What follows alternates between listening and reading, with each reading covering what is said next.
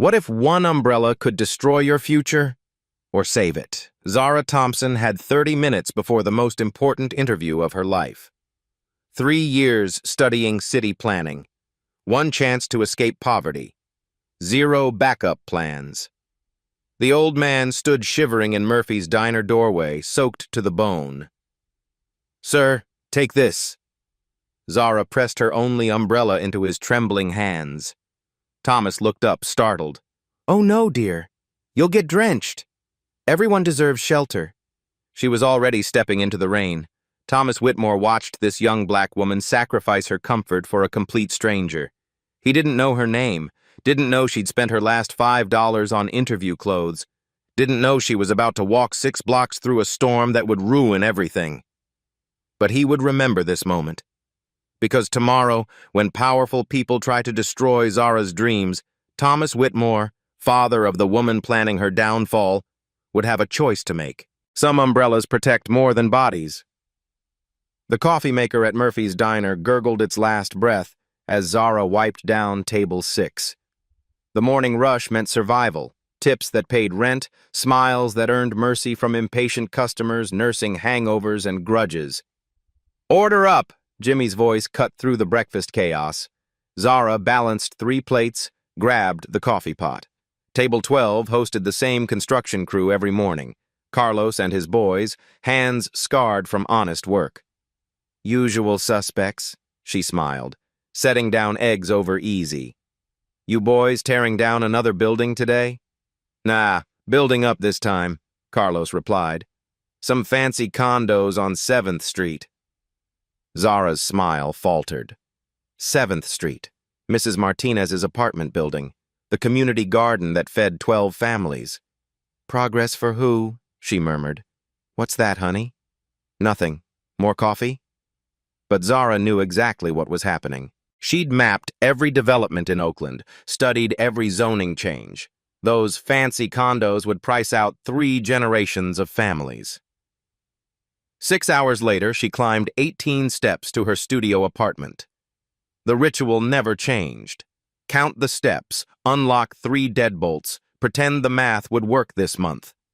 Bills spread across her fold-out table like tarot cards predicting doom. Rent, town $200.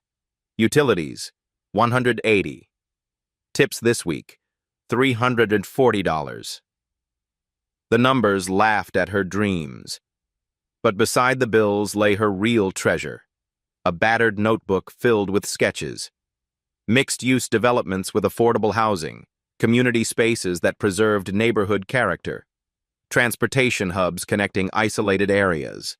She'd drawn every street in East Oakland from memory, knew which corners flooded, which lots sat contaminated, which buildings could support additional stories. While her Berkeley classmates networked at coffee shops, Zara served coffee. While they did unpaid internships, she paid rent. Her laptop, 2016 MacBook held together with electrical tape and hope, illuminated 23 rejection letters. Same message, different letterheads. "Thank you for your interest. Not a good fit. Pursuing other candidates."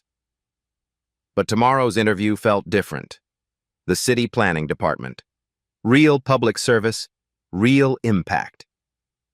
She pulled up Google Earth, tracing downtown Oakland's development zone. Her finger moved across the screen, mentally redesigning intersections, imagining pocket parks where vacant lots festered. "Transit-oriented development with community input," she whispered to the empty room. "Mixed-income housing that doesn't push people out." Her grandmother's voice echoed in memory. "Baby, you see things differently. You see what places could become." At 8, Zara was redesigning school playgrounds. At 15, she'd mapped every bus route in Oakland, finding connections city planners missed. At 25, she could walk through any neighborhood and see its bones. What worked, what hurt, what healed. But seeing wasn't enough anymore. She needed to build. The alarm clock would scream at 4:30 a.m. 3-minute shower.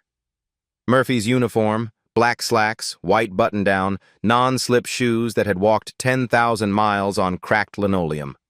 Her interview folder waited by the door, Inside, resume, 3 recommendation letters, a portfolio of neighborhood proposals crafted between orders of hash browns and hope. Professor Lane had written, Ms. Thompson possesses an intuitive understanding of urban systems rarely seen in students twice her age. Her community-centered approach to development challenges conventional wisdom while remaining practically feasible.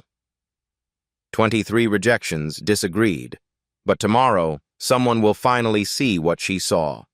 Someone would understand that the girl serving coffee had been studying their city, block by block, for years. Tomorrow, Zara Thompson would prove that expertise doesn't require a pedigree, just passion. And maybe, if she was lucky, an umbrella's worth of kindness returned.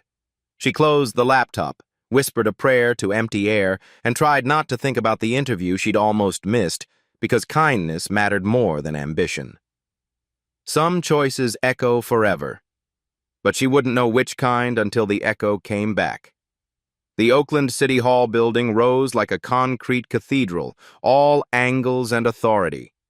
Zara smoothed her blazer, borrowed from her neighbor, still smelling faintly of perfume she couldn't afford. Ms. Thompson?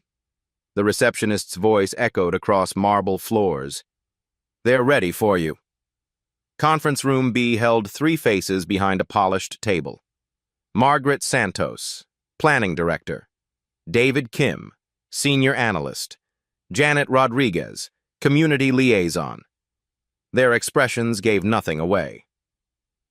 Walk us through your vision for transit-oriented development, Margaret began. Zara's hands steadied. This was her language. East Oakland needs housing that serves existing residents, not displaces them. Mixed-income development around BART stations, with community input driving design decisions. She pulled out her portfolio, hand-drawn sketches of Fruitvale Station reimagined, affordable units above retail spaces, public art incorporating neighborhood history, green corridors connecting isolated blocks. You've mapped every development pattern in this district, David observed, flipping through her proposals. I live here. I know where the buses don't run, which corners flood, which lots have been empty for 20 years. Zara's voice gained confidence. Planning isn't about perfect communities. It's about improving the ones that already exist. Janet leaned forward. What's your stance on the 7th Street project? A test question. Zara chose honesty. Luxury condos that ignore community needs. 12 families will lose their homes, so developers can market authentic Oakland living to tech workers. The panel exchanged glances. Unreadable. Thank you, Ms. Thompson. We'll be in touch.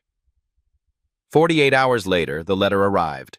City seal embossed in gold, official weight that made her hands shake. Dear Ms. Thompson, after careful consideration, we regret to inform you that your application for the junior planning analyst position has been declined. During our review process, character concerns were raised that make you unsuitable for public service. Character concerns. Zara read the phrase until it blurred. No specifics, no accusations, no appeals process mentioned. She'd never gotten a parking ticket, never missed a payment, never lied on an application. Her credit score was pristine, her background check spotless. Character concerns. Monday morning found her in the planning department lobby, letter clutched like evidence of a crime she didn't commit. I need to speak with Margaret Santos about my application. The receptionist barely looked up. Ms. Santos doesn't discuss personnel decisions. But there's been a mistake. The letter mentions character concerns but doesn't specify, I can schedule you with human resources.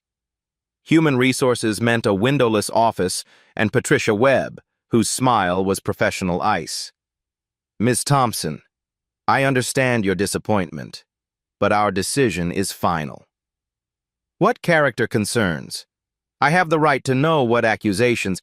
No accusations were made. The selection committee simply felt you weren't the right fit. But you wrote character concerns. That implies something specific. Patricia's smile never wavered. I'm not privy to the committee's internal discussions. Then who is? The decision-makers aren't available for comment. Brick wall. Bureaucratic politeness masking something darker. Zara tried a different angle. Can I reapply next quarter? Of course. Though I'd encourage you to address any underlying issues before submitting another application. What underlying issues? That's for you to determine. The conversation felt choreographed, practiced, like Patricia had given this speech before. Outside City Hall, Zara sat on concrete steps, studying the rejection letter. The language was too careful, too vague. Someone had vetoed her application without fingerprints. But who and why? Her phone buzzed. Text from Carlos. Hey girl, heard about the city job. That's messed up. You know more about Oakland than half of those suits. News traveled fast in small communities. By evening, Murphy's regulars were offering condolences like she'd suffered a death in the family. Maybe she had. That night, Zara spread her bills across the table again. Same math, worse prospects. Without the city job, she'd be slinging coffee until her hands gave out or her spirit broke. But anger felt cleaner than despair. Someone had stolen her future with 2 words: character concerns. Someone powerful enough to influence hiring decisions. Someone who wanted her silenced. Zara stared at her neighborhood sketches, years of dreams reduced to hobby art. Not anymore. Someone had just made this personal, and Zara Thompson was done being polite about it. Thursday afternoon at Murphy's brought the usual suspects: construction crews, office workers grabbing coffee, retirees nursing pie and memories. Zara refilled sugar dispensers on autopilot, her rejection letter burning a hole in her back pocket. The bell above the door chimed. She looked up to see a man in an expensive overcoat, silver hair perfectly styled despite Oakland's wind, out of place as a peacock in a parking lot. Thomas Whitmore slid into booth 7, studying the laminated menu like it contained state secrets. Coffee, sir? Zara approached with her professional smile intact. He looked up. Recognition flashed across pale blue eyes. You're the young woman from Tuesday night, the umbrella. Heat crept up Zara's neck. Oh, right. How are you feeling? You looked pretty soaked. Thanks to your kindness, I made it home safely. Thomas gestured to the seat across from him.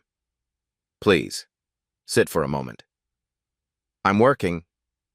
Jimmy, Thomas called toward the kitchen. Mind if I borrow your waitress for 5 minutes? Jimmy poked his head out, flour dusting his apron. Sure thing, mister. Zara, take your break. Zara slid into the booth, suspicious. Rich men didn't frequent Murphy's diner. Rich men definitely didn't remember waitresses who'd helped them once. Thomas Whitmore, he said, extending his hand. And you are? Zara Thompson. His handshake was firm, practiced. Whitmore. Why does that name sound familiar? Thomas's smile held secrets. My daughter runs a development company here in Oakland, Whitmore Industries. The sugar dispenser slipped from Zara's fingers. Whitmore Industries. The company behind half the luxury condos pricing families out of East Oakland, including the 7th Street project. I see you know our work, Thomas observed. Your daughter's displacing my neighbors. Victoria tends to focus on profit margins over people. Something sad flickered across his features. We don't always agree on business philosophy. Zara studied his face. Expensive suit, Rolex watch, shoes that cost more than her monthly rent. But his eyes held genuine regret. Why are you here, Mr. Whitmore? That umbrella Tuesday night, you had somewhere important to be. Job interview. Zara's voice went flat. Didn't work out. I'm sorry to hear that. What kind of work? City planning, community development. She laughed bitterly. Apparently, I have character concerns. Thomas frowned. Character concerns? That seems unusual. Tell me about it. He was quiet for a long moment, studying her hands wrapped around her coffee cup. Working hands, honest hands. Zara, my family hosts a charity gala next Saturday. Bay Area Community Foundation. Lot of city officials attend. Planning commissioners, developers, people with influence. He pulled out an embossed card. Would you consider coming as my guest? Zara stared at the invitation. Gold lettering, heavy cardstock. The kind of event she'd only seen in magazines. I don't understand. You sacrificed your comfort for a stranger. That tells me more about your character than any background check. Thomas stood, leaving a $20 bill on the table for a $5 coffee. The gala might provide opportunities to network. Ask questions about that job rejection. Mr. Whitmore, I appreciate the gesture, but I don't belong in that world. My dear, kindness belongs everywhere, especially where it's needed most. He headed toward the door, then paused. The event is formal. If you need anything, dress, transportation, my assistant can arrange it. No strings attached. Why would you help me? Thomas smiled, and for a moment looked less like a businessman, more like someone's grandfather. Because sometimes the universe sends us exactly the person we need to remember who we used to be. The door chimed behind him, leaving Zara holding an invitation to a world she'd only glimpsed from the outside. A world where decisions were made about people like her by people like them. Maybe it was time to see power up close. Saturday morning found Zara standing outside Nordstrom, Thomas's assistant's business card trembling in her hand. 3 hours until the gala. Zero idea how to navigate designer dresses or high society. Ms. Thompson? A woman in her 50s approached, perfectly coiffed and radiating efficiency. I'm Helen, Mr. Whitmore's assistant. Shall we find you something stunning? The personal shopper treated Zara like visiting royalty, pulling gowns in midnight blue, forest green, deep burgundy. Zara chose simple black, classic, understated, impossible to get wrong. Excellent choice, Helen approved, arranging for alterations. Now, shoes and accessories. By 4 p.m., Zara barely recognized herself. The dress fit like it was made for her body. Subtle jewelry caught light without screaming for attention. Hair swept up, makeup professionally applied but natural. You look beautiful, Helen said simply. Remember, you belong there as much as anyone else. The town car felt like a spaceship compared to Oakland's buses. Through tinted windows, Zara watched the city transform from working-class neighborhoods to manicured estates perched in the hills. The Claremont Hotel rose before them like a palace. Valets in white gloves helped guests from luxury cars. Women in gowns worth more than Zara's annual salary glided up marble steps. Thomas waited in the lobby, distinguished in his tuxedo. You look radiant, he said, offering his arm. Ready to meet Oakland's power brokers? The ballroom took Zara's breath away. Crystal chandeliers cast rainbows across marble floors. Silent auction displays showcased vacation packages to places she'd only seen in movies. The mayor posed for photos with tech executives and real estate moguls. Overwhelming? Thomas asked. It's like watching a documentary about rich people, except I'm accidentally in it. He laughed. That's exactly how I felt at my first gala. Stick close. I'll introduce you to people who matter. They moved through the crowd like diplomats. Thomas knew everyone. City council members, philanthropists, developers whose names appeared on half of Oakland's construction signs. He introduced Zara as a brilliant young urbanist with fresh perspectives on community development.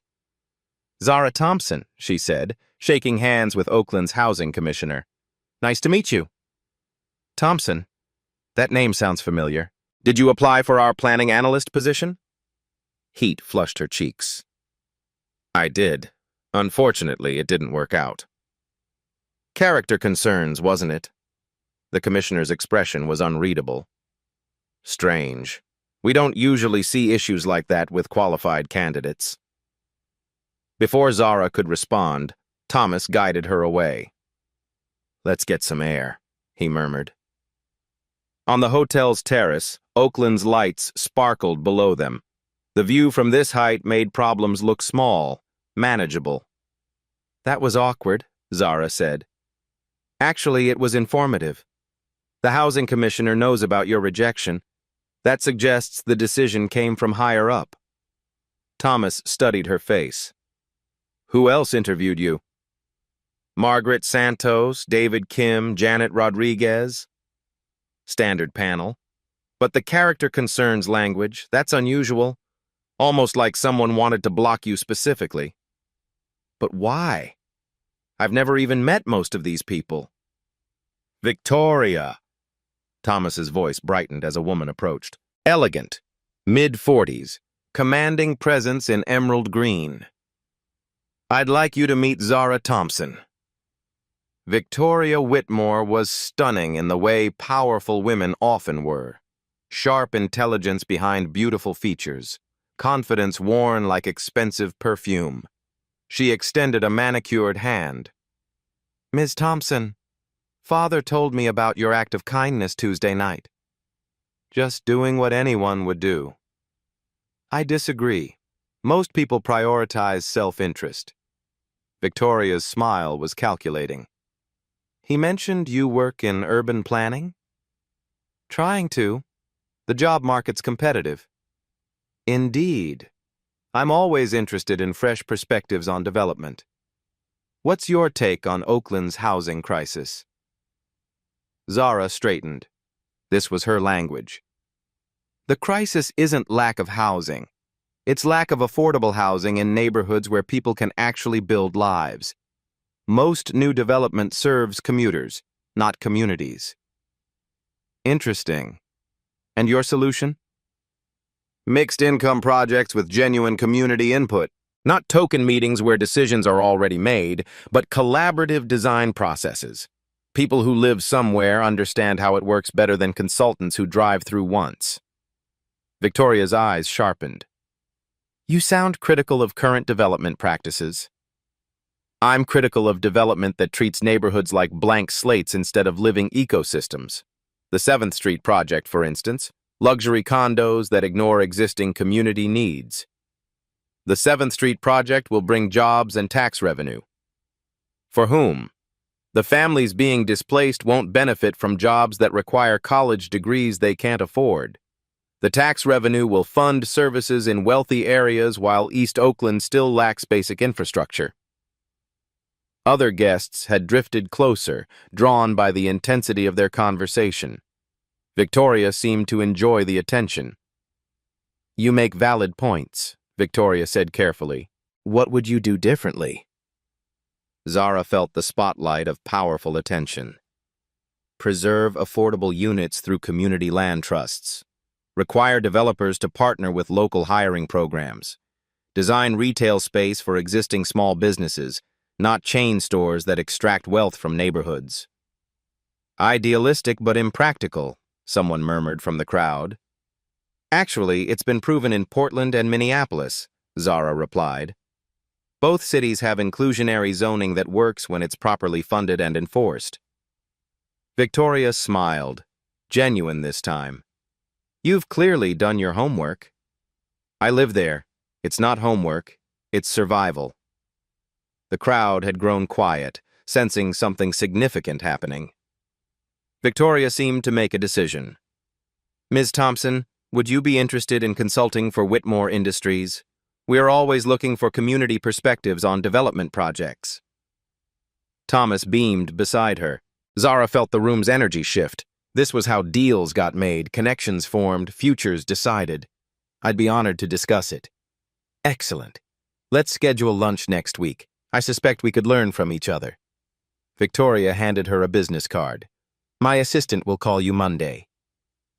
As Victoria moved away, Thomas squeezed Zara's shoulder. "Well done. You just impressed one of the most influential developers in Oakland." Zara watched Victoria work the room, stopping to chat with city officials, tech executives, and philanthropists. Everyone wanted her attention. Everyone smiled when she spoke. She seems intense. Victoria's brilliant, sometimes ruthlessly so, but if she's interested in your perspective, that could open doors. Driving home through Oakland's late-night quiet, Zara felt the evening's possibilities settling around her like expensive fabric. A consulting opportunity, direct access to power, maybe the beginning of real change. But something nagged at her. Victoria's questions had felt like an interview, and her smile, while charming, never quite reached her eyes. Still, doors were opening. For the first time in months, the future felt larger than Murphy's Diner. Monday's rain drummed against floor-to-ceiling windows in Victoria Whitmore's downtown office. Zara had never seen Oakland from the 42nd floor. The city spread below like an urban planning textbook, neighborhoods she knew by heart reduced to geometric patterns. "Impressive view," Victoria said, settling behind a glass desk that probably cost more than Zara's yearly rent. "Coffee? It's imported from Guatemala, single origin, direct trade." "Thank you." The porcelain cup felt fragile in Zara's working hands. "I've been thinking about our conversation Saturday night, your insights on community-centered development." Victoria opened a leather portfolio. "I'd like to offer you a consulting contract. 20 hours a week, reviewing our Oakland projects for community impact." Zara nearly choked on her coffee. "Seriously? $40 an hour, flexible schedule to accommodate your other work." Victoria slid a contract across the desk. "We need authentic community voices in our planning process." $800 a week, more than Zara made at Murphy's in a month. She scanned the contract, straightforward terms, reasonable deadlines. This is incredibly generous. Self-interest, really. Our projects succeed when communities embrace them. Your perspective helps us avoid costly mistakes. Victoria leaned forward, conspiratorial. "Between us, I'd also like to help with your city planning career. That rejection was unfortunate." "You know about that?" "Oakland's development community is small. News travels." Victoria's expression showed concern. "Character concerns, such vague language. Almost like someone wanted to block you without leaving fingerprints." "You think someone had deliberately sabotaged my application?" "It's possible. You asked hard questions about the 7th Street project during your interview. Some people don't appreciate scrutiny." Victoria stood, pacing to the window. "I have connections in city planning. Let me make some calls, see what I can discover." Relief flooded Zara's chest. An ally with power, resources, influence. "Why would you help me?" "Because talent deserves opportunity. And frankly, the planning department needs fresh thinking." Victoria smiled warmly. "Start next Monday? I'll have my assistant send project files for your review." Walking back to Murphy's, Zara felt lighter than she had in months. Steady income, professional respect, a path back to her planning career. The city looked different from sidewalk level, not geometric patterns but living neighborhoods. Places she'd soon help improve through thoughtful, community-centered development. For the first time since the rejection letter, the future felt bright. Maybe umbrella-sharing kindness really did come back around. 3 weeks into her consulting work, Zara felt like she was living someone else's life. Professional meetings in glass towers. Input valued, opinions respected. Victoria's assistant scheduled her like she mattered. But tonight's Oakland City Council meeting reminded her why she'd chosen planning in the first place. The council chamber buzzed with nervous energy. Folding chairs packed with 7th Street residents, Mrs. Martinez clutching eviction notices, Carlos and his construction crew still in work clothes, families whose Spanish mixed with English in worried whispers. "Public comment period," announced Council President Williams. 3 minutes per speaker. Zara had registered to speak, using her new consulting credentials to add weight to her words. She stood when her name was called, approaching the microphone with her neighborhood sketches and 3 weeks of Whitmore Industries research. "Good evening. I'm Zara Thompson, urban planning consultant. I'm here to address the 7th Street Development Project. Victoria sat in the developer section, watching with an unreadable expression. This project displaces 12 families to build luxury condos for tech commuters, Zara continued. But affordable alternatives exist. Community land trusts could preserve housing while allowing neighborhood investment. Mixed-income development could serve existing residents and newcomers. She held up her sketches, the same designs she'd shown Victoria. These aren't just drawings, they're blueprints for development that builds communities instead of destroying them. Murmurs of approval rippled through the crowd. Mrs. Martinez nodded. Carlos gave a thumbs up. The developer claims community input was gathered, but I've reviewed the meeting notes. 2 sessions, poorly advertised, scheduled during work hours. That's not engagement. It's theater. Victoria's jaw tightened. Oakland deserves development that serves Oakland families. Thank you. Applause erupted from the resident section. Zara returned to her seat, heart pounding but proud, using her voice for people who rarely got heard. Victoria approached as the meeting adjourned. Interesting presentation. Community-centered development, like we discussed. Indeed. Victoria's smile was ice. Let's talk. They stepped outside, away from the crowd streaming toward buses and cars. Victoria's composure had shifted. Less mentor, more predator. That was quite a performance, Zara. Performance? Your passionate defense of community interests. Very moving. Victoria's voice dripped condescension. Of course, it puts me in an awkward position. Zara felt the first twist of unease. How so? Whitmore Industries has significant investments in the 7th Street project.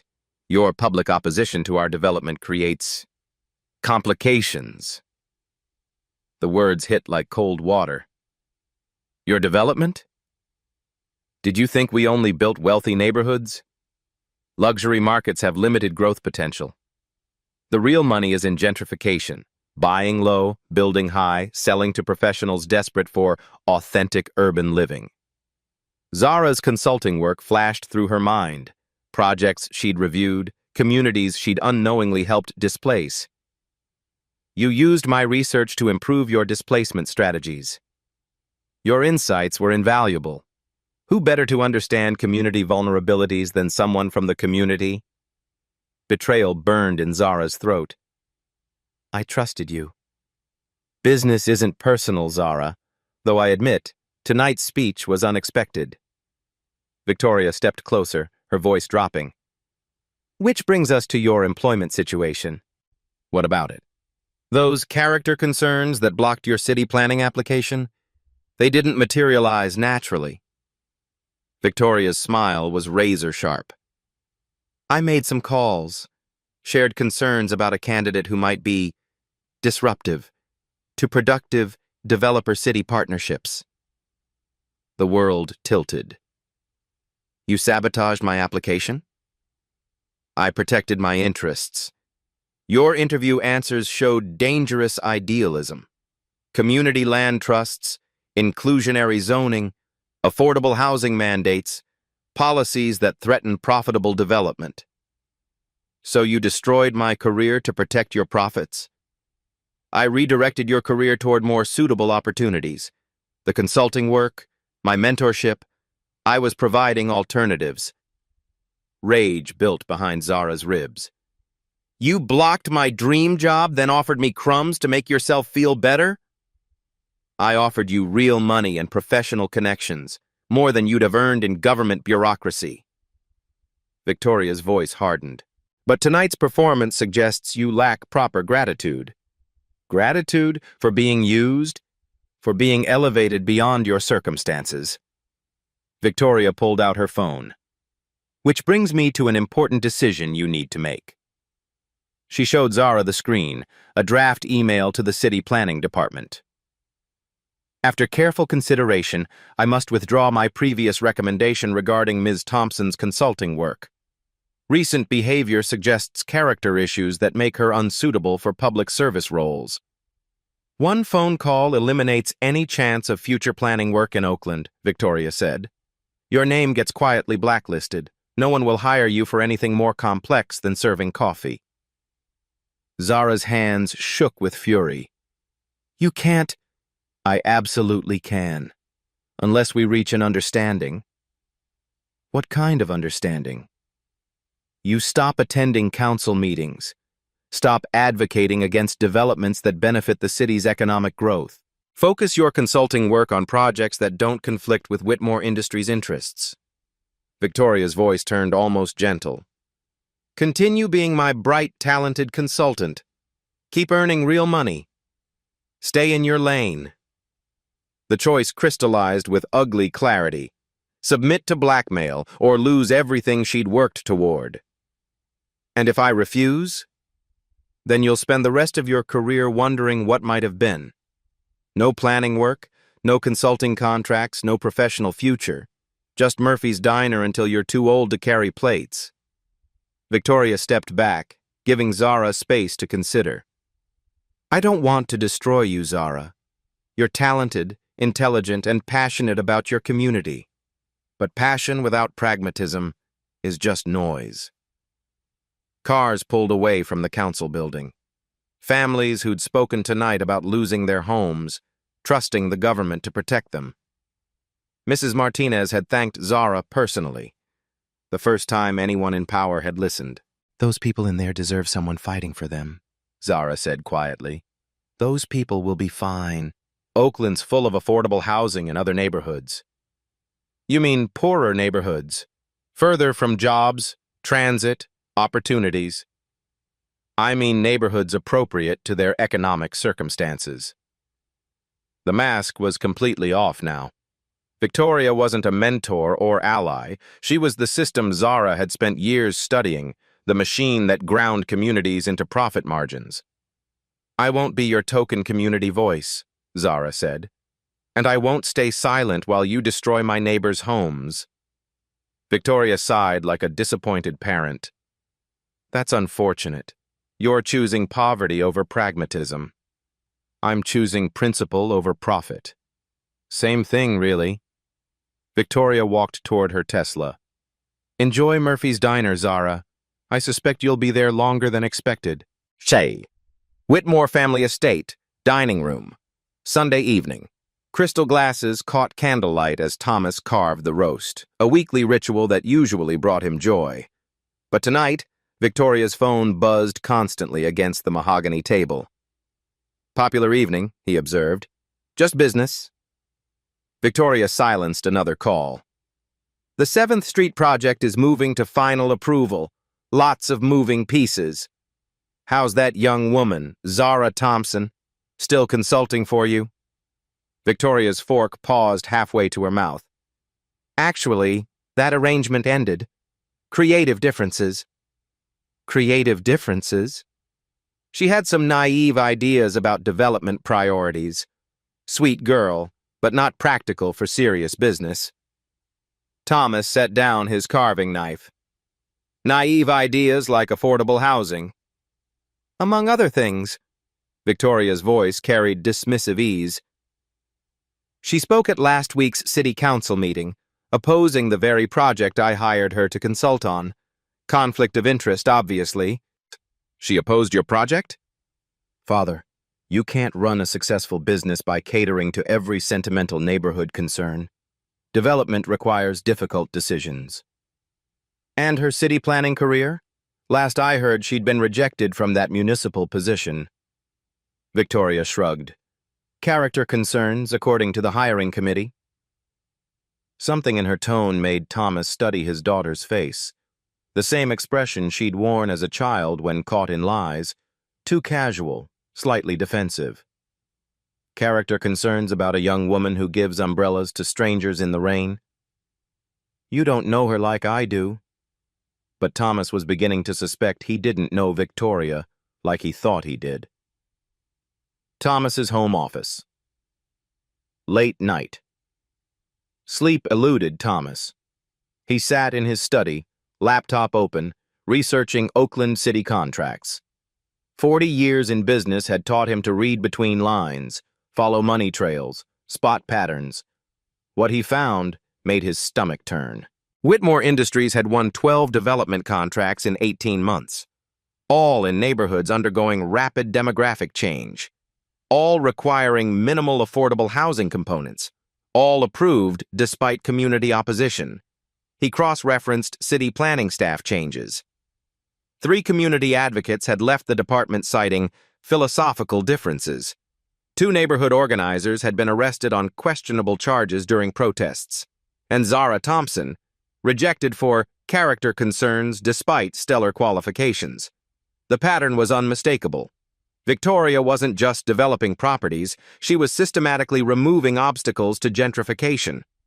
Thomas opened his desk drawer, retrieved the umbrella Zara had given him, still damp from Tuesday night's rain, 3 weeks later. A reminder of kindness in a world increasingly defined by calculation. His daughter had become someone he didn't recognize. Murphy's Diner. Tuesday morning. Zara looked up from wiping tables to see Thomas in booth 7, coffee growing cold as he stared at documents spread across the Formica surface. "Mr. Whitmore? You okay?" "Actually, no." His voice carried a weight she hadn't heard before. "May I speak with you privately?" Jimmy nodded toward the back office. "Take 5, Zara." Behind closed doors, Thomas looked older, diminished. "I owe you an apology." "For what?" "For my daughter." He slid a folder across the desk. "I've been researching Oakland development patterns. What I found, it's not the business I thought we were running." Zara opened the folder. City contracts, approval timelines, correspondence between Whitmore Industries and planning officials.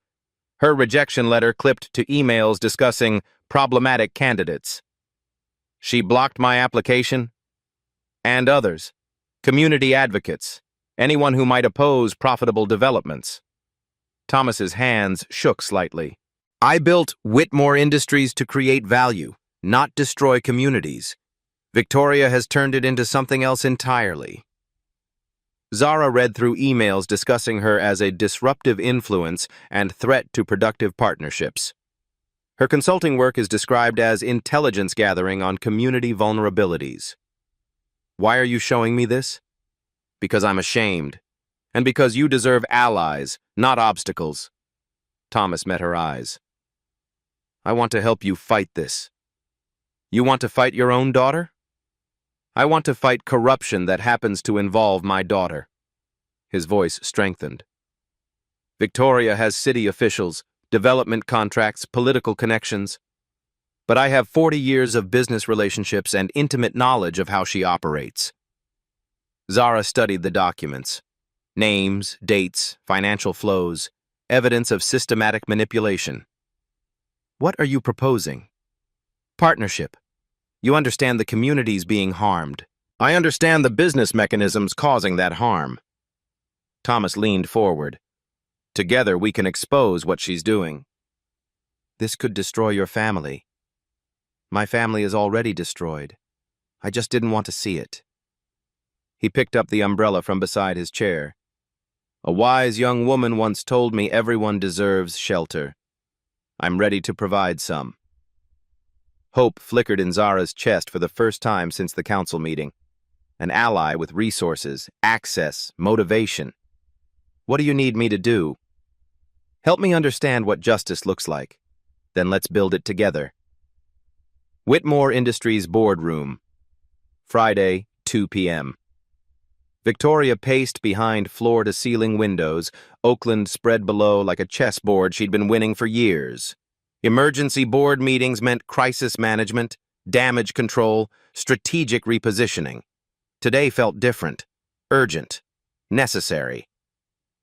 "Ladies and gentlemen," she addressed the 12 board members around the polished mahogany table, "I've called this meeting to address serious concerns about my father's recent judgment lapses and their impact on company operations." Board Chairman Harrison Way adjusted his glasses. "Thomas has served this company with distinction for 40 years, which is precisely the problem." Victoria clicked her presentation remote. Professional slides filled the wall screen. "Age-related cognitive decline affects 34% of executives over 70. Recent studies from Harvard Business Review confirm that emotional decision-making increases dramatically with advanced age. Images flashed across the screen. Thomas at charity events, conversations with local activists, the umbrella incident captured by a building security camera. My father has been making increasingly erratic business decisions, Victoria continued, voice carrying practiced authority. Emotional investments in unprofitable community programs, sentimental attachments that threaten shareholder value. He's developed inappropriate relationships with community agitators who actively oppose our development projects. Board member Sarah Lane frowned. Thomas has always prioritized community relations. Community relations, yes. Community manipulation of business decisions, no. Victoria advanced to her next slide, financial projections showing decreased profits. His interference has cost us 2 major contracts this quarter. He's been feeding sensitive information to neighborhood activists who use it against our interests. Murmurs rippled around the table. James Park leaned forward. These are serious allegations, Victoria. Which is why I'm recommending we remove him from the advisory board effective immediately, for the protection of shareholder interests and company reputation. The boardroom doors exploded open. Thomas strode in, flanked by Zara and 6 Oakland residents. Mrs. Martinez still in her house-cleaning uniform, Carlos in concrete-stained work clothes, families whose Spanish mixed with English in nervous whispers. Media followed like a flood. Chronicle reporters, KTVU cameras, local activists live streaming on phones held high. Victoria, Thomas said with calm authority, I believe we need to have a more complete conversation about character and business ethics. Victoria's face was drained of color.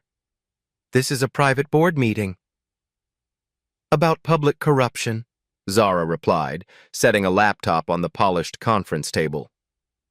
Which makes it very much a public concern.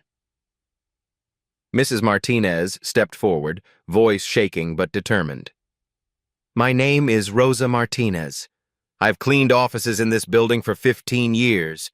Whitmore Industries is trying to steal my home with lies and bribes. Security! Victoria lunged for her phone, but Thomas raised his hand. Let them speak, Victoria. It's time this board heard about the business we're really running.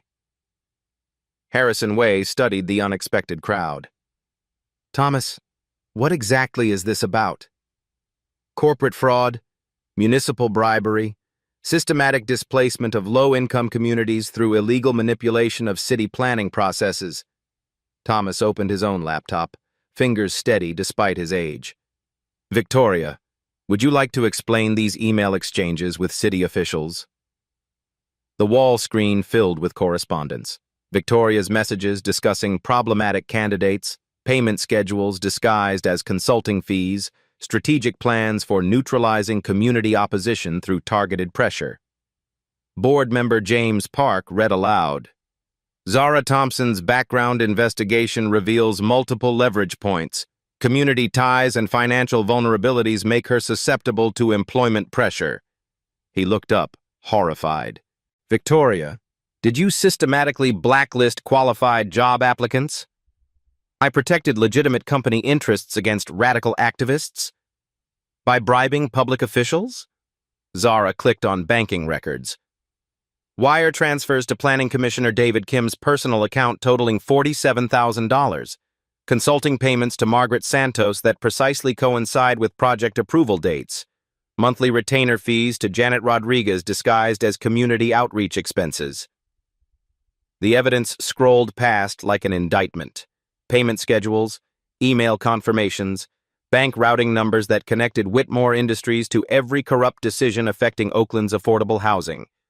Victoria's professional composure began cracking. You don't understand the complex realities of development politics in California. I understand criminal enterprise, Carlos interrupted, stepping forward.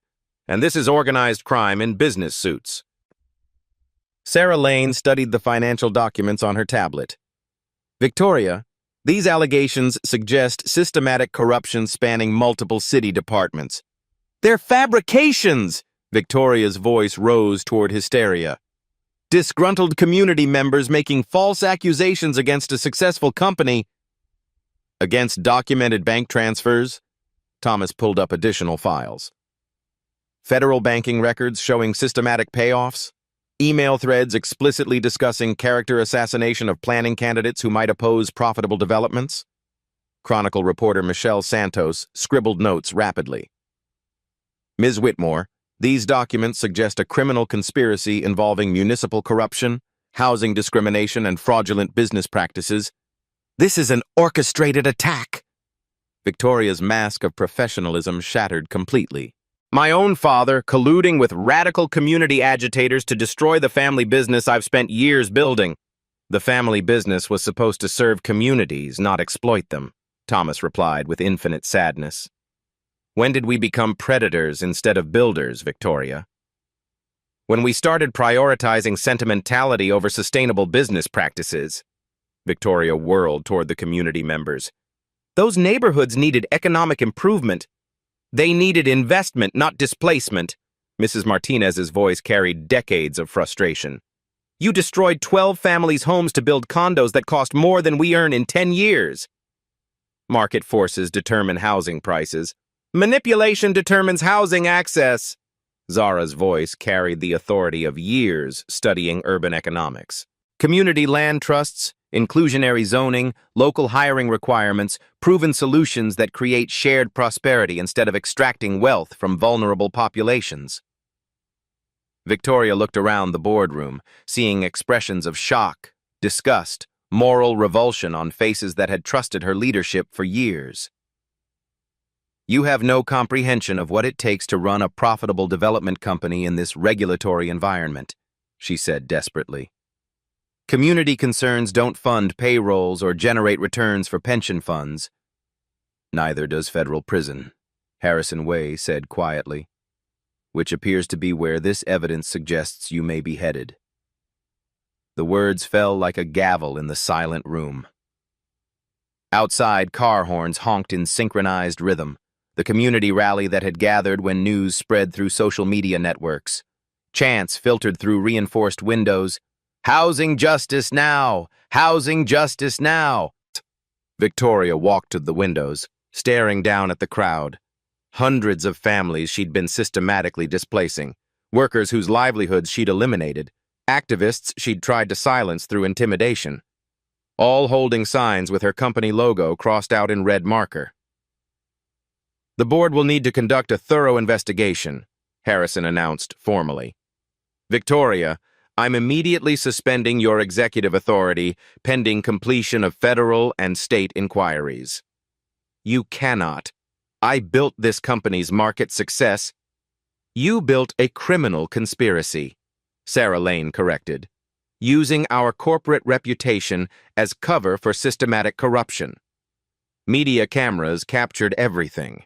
Victoria's public meltdown, Thomas's dignified anguish, Zara standing between opposing worlds with evidence that would reshape Oakland's development future. Oakland City Hall, council chambers. 3 weeks later. The same folding chairs that had held nervous families now hosted celebrations. Mrs. Martinez sat in the front row, no longer clutching eviction notices but holding her grandson's hand as he colored pictures of their apartment building.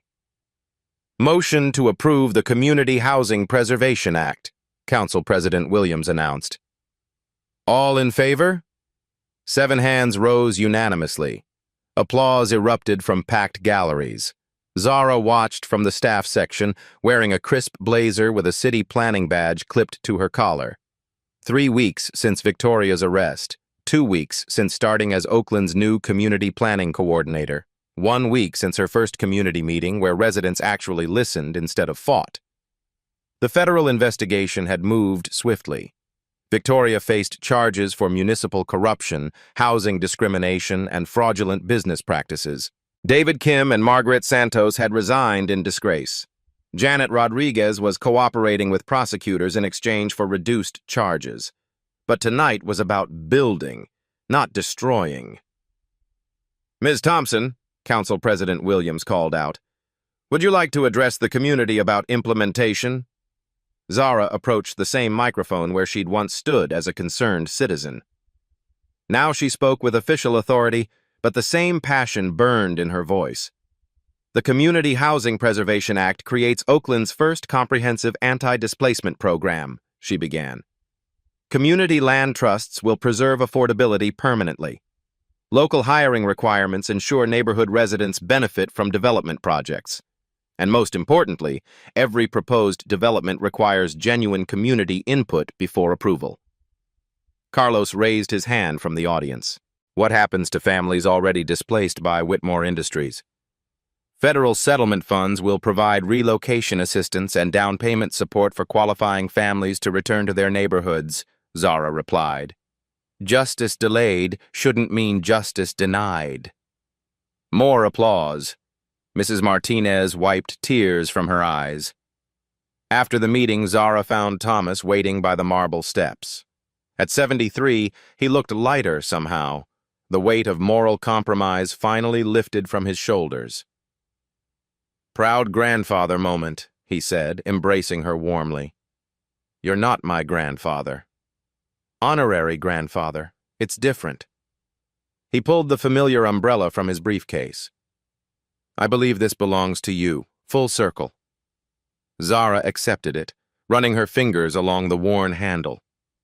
Keep it. You might need shelter again someday. From storms of my own making? From any storms at all. She smiled. Everyone deserves protection, Mr. Whitmore. Even stubborn old men who do the right thing when it costs everything. Thomas laughed, the sound of someone who'd found his way back to himself. In that case, I'll treasure it. Above them, Oakland's city lights sparkled like promises kept. Communities preserved, families protected, justice served with a side of genuine change. Some umbrellas protect bodies from rain.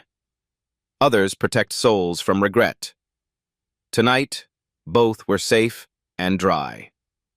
Fruitvale Community Center, 6 months later. The meeting room buzzed with productive energy.